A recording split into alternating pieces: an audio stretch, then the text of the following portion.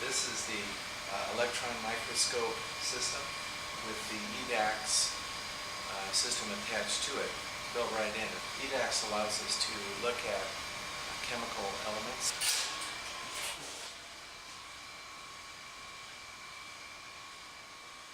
My name is Dr. Stephen E. Jones. I decided early on that I'd rather stick with science and the facts. And that's what I do. That's what I've done all my life. I have worked in other areas like fusion, where it takes years and years to accumulate evidence to prove your point.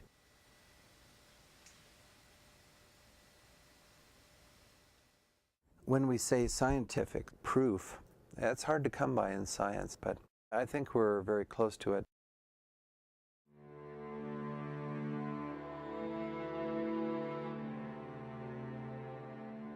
Other than 9/11, there have been no high-rise steel frame buildings anywhere, ever, except that one day, that have fallen due to fire. And on that day, therefore, I challenged the official story that fire alone is the central cause.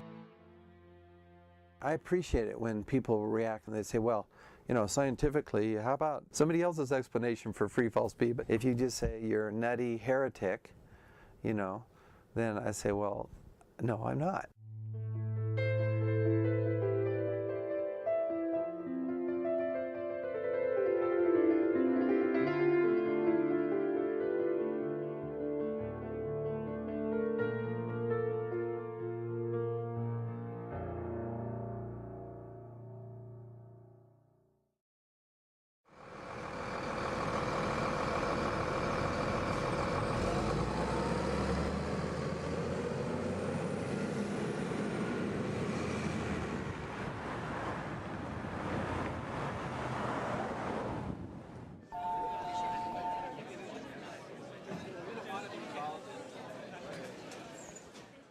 I love to teach and to interact with students.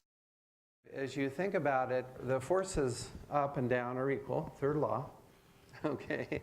Secondly, I did have some teaching awards from BYU, Alcuin, which is one of the prestigious awards for teaching, and the Brigham Award as well. I've taught this principle through the years, and I've noticed that some students have a hard time grasping them. Those forces are really equal. I've taught for over 21 years. So the force up is causing a lot of damage. That's something I really enjoyed. Here's what I see, Brett. What I see is that these powers that be use crises to get people to do things that ordinarily people wouldn't do, like 9/11. But was it real? Just, you know, Muslim terrorists, or is there more to it? My concern about 9/11 stems from scientific research. In fact, the evidence shows very strongly that there were explosives used in the way the buildings came down. That is the completeness of the destruction.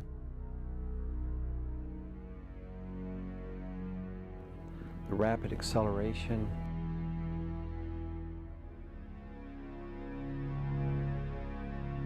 The symmetry.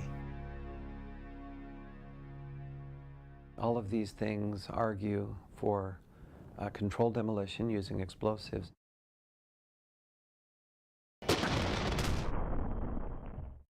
If you look at controlled demolition using explosives,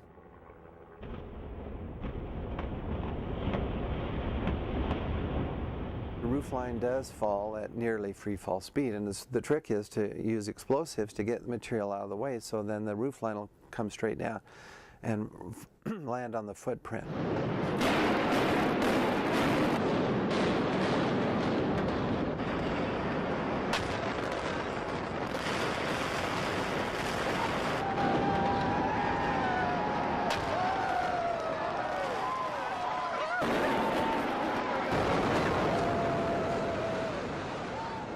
In spring of 2005, I attended a talk by a local speaker. She said, if you think those towers came down just because they were hit by jets, you have some major surprises ahead of you. And about half the audience started applauding, and I was, of the other half, kind of wondering what in the world she was talking about. I hadn't really given this much thought. But in the next day or two, I sat down at my computer and started searching, and I found there's quite a lot of research that had been done. In particular, the collapse of World Trade Center 7, which until that time, spring of 2005, I had not even seen the collapse of World Trade Center 7. It's a building that was not even hit by a jet. Building 7 ablaze at the moment and apparently getting ready to collapse.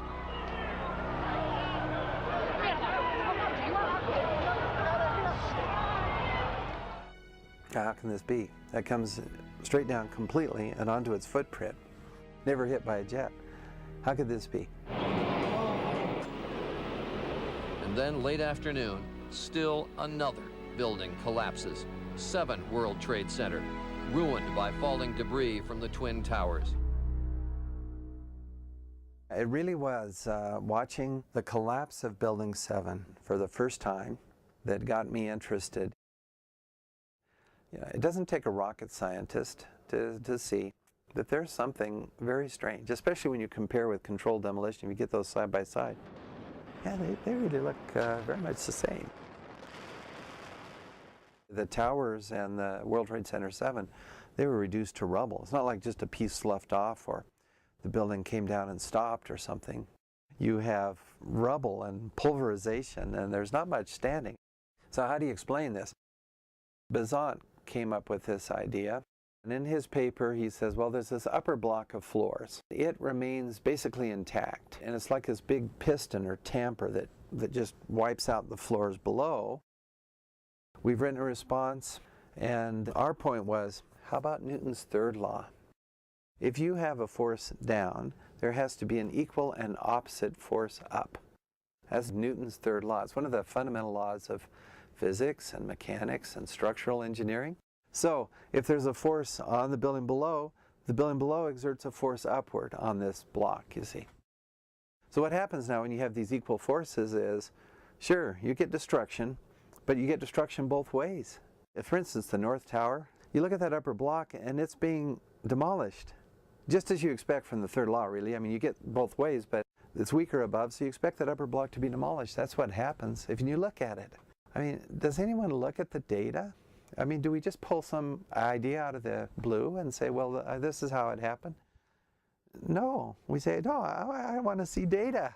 I want you to explain to me how your explanation fits the data. And if it doesn't fit the data, I'm going to throw it out. I'm a scientist. That's what I do. Not because it's politically correct or incorrect. I don't care about that. Your explanation has to fit the data. That's what I like, data and correspondence with explanations. The next thing then that I started looking at was writing up a paper, summarizing these things, providing references, trying to then put this together in a coherent scientific study. And interesting that I had a Deseret News reporter contact me right away about the paper.